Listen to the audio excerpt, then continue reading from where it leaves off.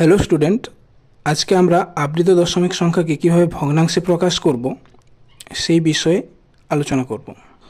পৌনঃপুনী ভাঙার সমস্ত প্রসেসগুলো আজকে আমরা শিখব।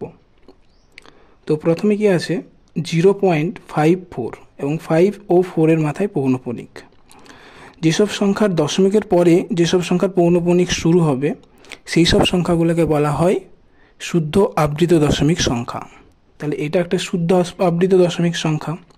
এর ক্ষেত্রে কি হবে, প্রথমে সংখ্যাটি বসবে উপরে 54 বাই, তারপরে এই যে যতগুলি সংখ্যার মাথায় পৌনঃপুনিক থাকবে ততগুলি 9 দিয়ে ভাগ হবে, অর্থাৎ 54/99।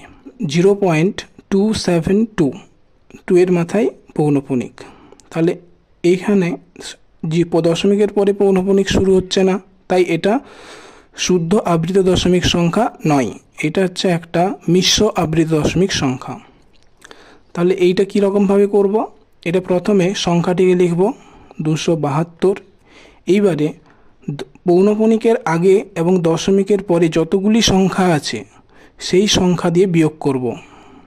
72 অর্থাৎ 27 দিয়ে 272কে বিয়োগ করব বাই, এবারে মানে যতগুলো সংখ্যার মাথায় পৌনঃপুনিক থাকবে ততগুলো 9 বসবে, এবং দশমিকের পরে এবং পৌনঃপুনিকের আগে যতগুলি সংখ্যা থাকবে সেই সংখ্যার জন্য ততগুলি শূন্য বসবে এখানে। তাহলে কত হলো, এটা বিয়োগ করলে আসবে 245/900।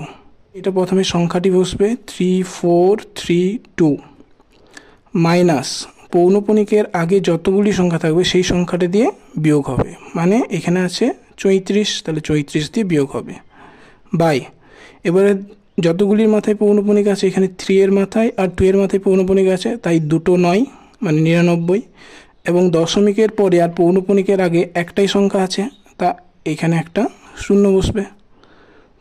তাহলে কত আসবে, এটা বিয়োগ করলে হবে 4 থেকে 12 8, হাতে 1, 3 থেকে 13 9, হাতে 1, 1 থেকে 4 3, 3/990। তাহলে এটাই অ্যান্সার হবে।